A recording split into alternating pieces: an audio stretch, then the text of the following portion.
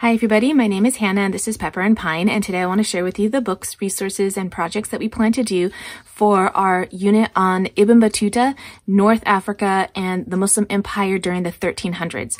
Now this is part of a much larger main lesson block that we are doing this year, and so I've divided up all of our categories into smaller sections so it's a little bit easier for us to cover, because we ended up covering a really large time span and large distances as well. So let's dive into these materials. There aren't that many, and some of them we've actually already read and explored, and so I can tell you a little bit about them, but by the end of this entire unit, I will have some review videos for you, and you can also check the playlist for all of the projects that we're doing for each of these units. So the first things I want to show you are some resources that I feel are probably better suited for you as a parent or a teacher to dive deeper into the journey of Ibn Battuta. And then I've got some things that are great read alouds. Now, when I'm putting together my main lesson blocks and unit studies, I really have multiple ages in mind for these unit studies. And in this particular one, my children are a little bit older, so I needed some things that would work well for high school level or even upper elementary and even college level, because these are intended for adults. So these books are, they're quite the read. The first one is called The Adventures of Ibn Battuta, a Muslim traveler of the 14th century, and this is by Ross Dunn. Now, I read this book many years ago and was not super pleased with it, but at the time I didn't have any other resources, so this is what we had. I read this aloud to my children, and they ranged in ages from toddler, elementary, young elementary, all the way up to older elementary, about 13 years old. And so I read this aloud to them, and it was quite a laborious read, and I don't think we finished the whole book. And then at that point, only my older children was still really paying attention. So this is what I do in our homeschool. Right now, however, I'm only homeschooling a 9-year-old and a 14-year-old. But back when I was homeschooling all 4 of them, we would have from babies and toddlers all the way up through to whatever age my oldest was. Now, a book like this can be read aloud to even a middle elementary age student, and they will get a lot out of it. But they probably wouldn't be able to read this on their own, and they're not going to understand it in the same depth and understanding that an older student would understand it. So when I'm reading aloud, I can expect that my children are going to be able to process information that they would not be able to do so if they read this on their own, because the level of writing was more advanced or maybe more tedious for them. So we do a lot of the books that I'm sharing with you are actually ones that we read aloud. In fact, with all of our units, primarily I'm reading aloud the material, and on occasion, if I just have too much stuff or I really want my children to read something that I just don't have the time to read aloud, I will assign it to them. So back to this book. I was not super pleased with it. I felt like the author had some biases that I didn't really care for. And as a Muslim, I'm sensitive to things that are against Muslims. And I don't think there really is anything in here that's specifically against Muslims, but because of my sensitivity towards it, I pick up little things that just don't feel right. So reading through this, I felt like I wanted to avoid those things, and I wanted to get a more authentic source for Ibn Battuta's travels. So I ended up getting the translated version of the journal that he actually wrote. This is an English translation. It was originally written in Arabic, I believe, and it is Ibn Battuta wrote a journal or a book about his travels, and this is a pretty authentic source, in my opinion. I haven't done a lot of research in this area, and I found this to be very dry. It was so hard to read through. We only got to page 17 before we put the book down. So what I was hoping for something that was a little bit more authentic, I ended up getting something that was a translation, and we found that it was just too much. We just couldn't make our way through it. So, and because I'm reading this aloud. So this would be a resource that if you were super interested in it, or you wanted to pull out your own stories to tell in your own words, this would be a really great resource, but you'd have to get through so many things, so much detail that maybe was aside the point from what you wanted to actually talk about and share. So this is a very in-depth somewhat dry resource. At least it is up to page 17. It might get better later on, but that's as much as we read. So then let me go back to this one and say that now, when I compare the two, I would definitely go back to this one and read this one, but read it with a very critical eye so that I was careful about the subtleties that we were reading and being exposed to. So this one tells the story in a bit more of context. So in this book, I think either the beginning of the chapter or the second half of the chapter, I think the beginning of the chapter lays out the history, geography, and just what's going on in the world at the time when Ibn Battuta is in these different areas of the world. And then you get snippets of his translations of his journal towards the second half of the chapter. So the first part of the chapter kind of lays the groundwork so that you can understand what's going on. And then you get the information from Ibn Battuta and his experiences in whatever part of the world he was in at that time. There are a few maps, which is so helpful. I think that if you didn't have these, I would just pull out a world map or a map of the region just so that you can understand what's going on, because if you are not familiar with the area, then it can be, you just get lost. And then the other thing is that at the end of each chapter are all the notes and additional references and resources. So quite a few resources were drawn from in order to do each of these chapters. So really good resource. I was just a bit sensitive about some of the remarks, and honestly, I can't remember them. I didn't highlight them throughout, so I apologize. They were very minimal, but something that still I was affected by. Okay, so now if we put these books aside, what kind of books are there that we could maybe just read aloud to our children and just get a nice, great overview of his journey? And it would be a nice addition to, say, a larger, different unit, but not an entire unit, just based on his life. The first one is called Traveling Man: The Journey of Ibn Battuta, 1325-1354. And this one is a really great book. The illustrations are magnificent. There's just enough information to take you through the highlights of his journey. There's no other details about, the locations he was in, the people that he spoke to, how many years he lived in each place. It's just a really great overview. And what I like about picture books like this is that it's not just great for the student, for you to read as a read aloud for your child, but also it's really great for an adult just to get a nice, good overview of Ibn Battuta's life and what he did without having to read one of these heavier texts. The next book is called The Amazing Travels of Ibn Battuta, and this one was a later addition to our unit. It's also beautifully illustrated, and it's going to take you through in a similar way throughout his whole journey without going into too much detail about each of the locations that he was in. Again, it's a great resource as a teacher just to refamiliarize yourself. And of course, it's a really beautiful picture book that would work with any history unit, but especially if you're working in something for this time period and this location, then I do highly recommend both of the picture books. I feel like they were really well done.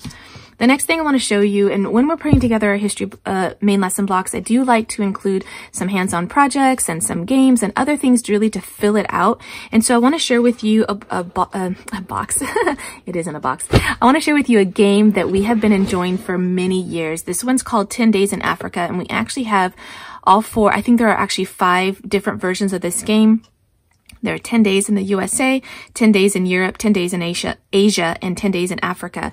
And each game, and actually I have to amend this by saying that we bought this probably about 15 years ago, and I think that the newer productions of these games don't have the same quality as the original ones. So these ones are really nice. They're made out of wood. I love how the fonts kind of match the different regions, and of course it comes with these really gorgeous cards that go along with the game. Anyway, I think the newer versions, all of this is just in plastic, so that's kind of a bummer if you prefer some of these different materials. And then the game board is a political map of the region. So this is for Africa. And so while we are doing something that takes place, 700-ish years ago, it's so it won't be like, say, a physical map or a historical map.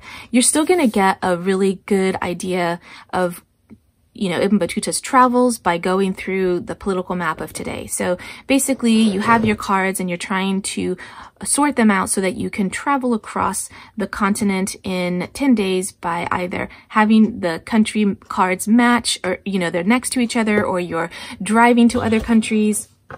Or I think they have little planes that can also take you to the other countries. So it's a really, really fun game.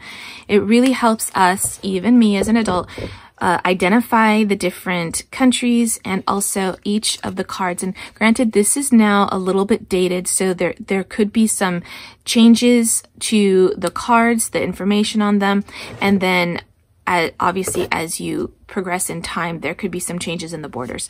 So it tells you the population, the square miles of the country, and the capital city. And so those are nice additional features to the cards. So this is going to be the game that we add to this part of our unit. And in addition to the game, we also like to do our projects. And so I do have one project set up. We actually already did it, but I will have a tutorial on this. It's all of the tutorials for each of these main lesson blocks are on a playlist. You can find that information down in the description box below. So Ibn Battuta, during his journey, he kept a journal. And then when he got back, he wrote about his life on journeying, which lasted, I think, 2.5 decades. And so we decided that we would make journals for this part of the unit. And then we would use our journals as our main lesson block as our main lesson book to write in whatever narrations and illustrations we wanted to do. We would write it directly into this journal that we made. Now, originally I wanted to make, okay, well, let me tell you where these are from before I tell you what I originally wanted to make. These journals are from a local craft store. We picked them up from Michael's, and they're just what are these called? Traveler's notebooks.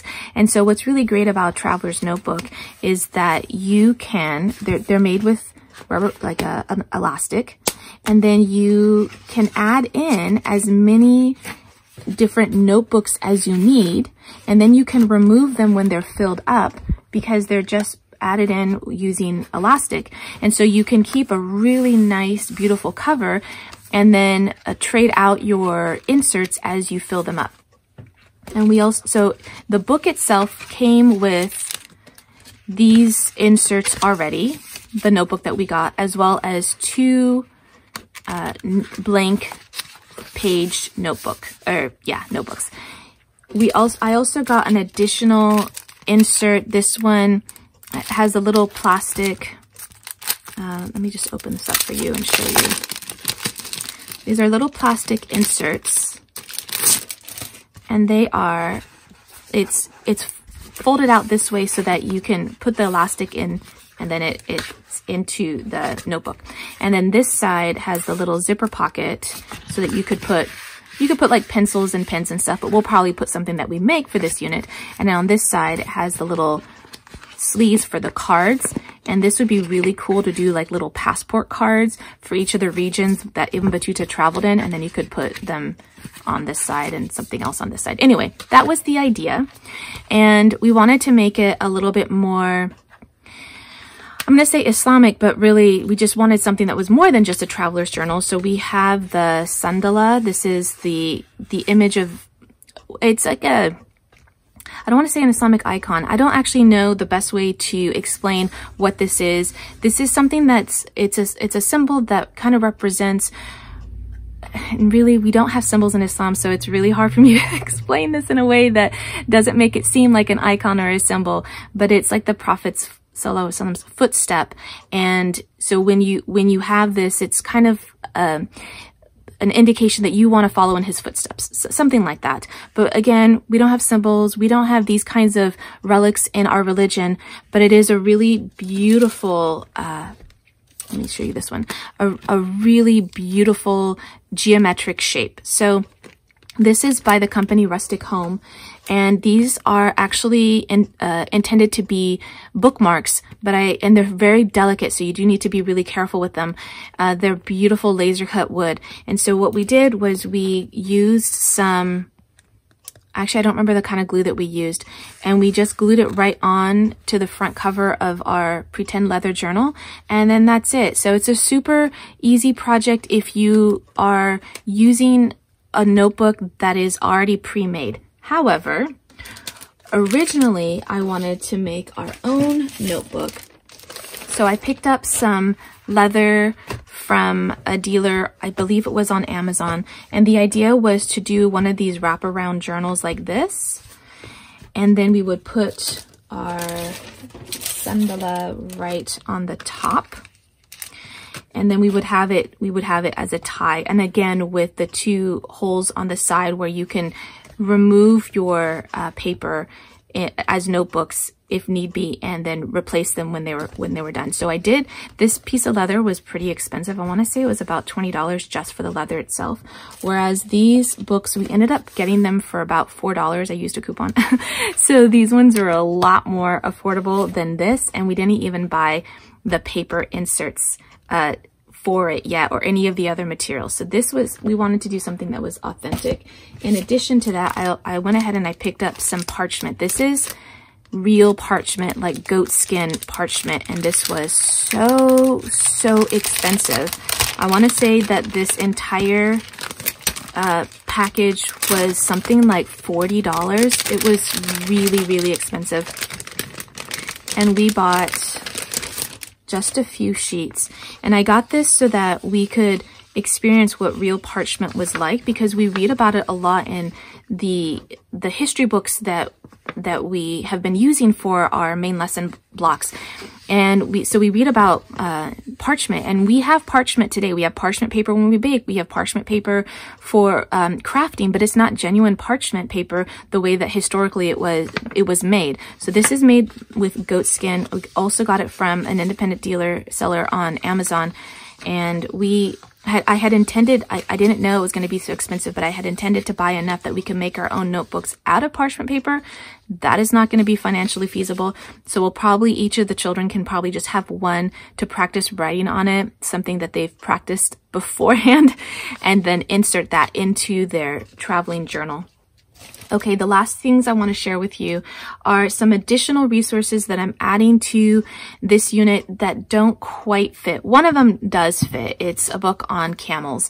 And since camels and horses, but especially camels were used for travel through the desert, I thought we could spend some time learning about them. And then you could turn this into its own unit about desert animals and about the camel in specific. You could even do a little knitted or crocheted camel if you wanted to spend more time doing something like that and have a little handwork project. But I did go ahead and add a book on camels. I also had a number of resources on Moorish architecture. The Moors are the Muslims of Spain, and since Spain was so close to Morocco, and that's where Ibn Battuta was from, and there was a lot of mixing between the two areas, I thought doing a little bit on Spain at this time might be a good addition. However, Ibn Battuta never went to Spain. As far as I know, he was in Africa and then traveled across North Africa and into Arabia and into Asia and India and beyond. And so this doesn't quite fit into it as far as his travels, but it fits into it as far as location. But the time period's also a little bit different. The resources that I have are about 300 years after his death, but I still wanted to include them because I don't have someplace else in our huge main lesson block on this period of time in history and location. So I wanted to include these here, since this happens to be a smaller unit with less materials and less projects. And so this book, I believe I got this from a library bookstore. This is Moorish architecture. We also have the mosque in Cordoba told to children. And this is, gosh, this book is quite old. I don't even know if it's still, if it's still available. But anyway, it's cute. It's not exactly the illustrations that I would super go for, but it's really informative, and it's a nice resource, since I feel sometimes the resources on this this time period, this part of the world, to expose ourselves to other cultures and other religions is pretty sparse, and so I'm happy to have that. The next book I want to share with you is called Isabella, A Girl of Muslim Spain. And one of the things that I like to add into our main lesson blocks are historical fictions, as well as cookbooks and projects and activity books. There's a lot that I like to add into our main lesson blocks to really round them out, especially for a history main lesson block. Now, I have not read this book, so I can't tell you much about it. It might be a great resource, it might not, but since it related to this subject area, I did pull it out, and I will let you know about it in our review video for this main lesson block. So I also have 2 cookbooks I want to share with you, because we do, especially for our history units, try to bring in some food of that region. This has been an amazing resource. Usually when I put together our main lesson blocks, I'm sharing with you the information at the beginning before we have done any of our lessons in that subject area. But in this case, we've already started this and we've done it in the past. And so I can share with you a little bit about the resources versus when we're putting it together. Sometimes those resources are brand new for me. This is called Arabesque, A Taste of Morocco, Turkey, and Lebanon. This is from Siraj Bookstore, and it is an amazing cookbook. I absolutely love it. It has been so helpful for us for the units that we've been doing along the Silk Road and for this time period in this region. The pictures are beautiful. The instructions are really well laid out. It gives you a little information about each of the different areas that you are covering, because it's for 3 different places that are quite spread out, that have unique tastes. So you're really getting 3 cookbooks in one. But what's really beautiful, for me, I love a cookbook that has really beautiful pictures. But sometimes a cookbook that has really beautiful pictures, it's more about the look of the food and the other information about the region, and sometimes the recipes may be challenging to make, or you can't find the ingredients for it, and it's really more of like a coffee table book. This is not the case. These pictures are gorgeous and the recipes are amazing. They're easy to follow, at least the ones that we've done so far, and they have tasted superb, amazing. We just love it. So it's a great addition. This is going to be used again for some of our other units for this area.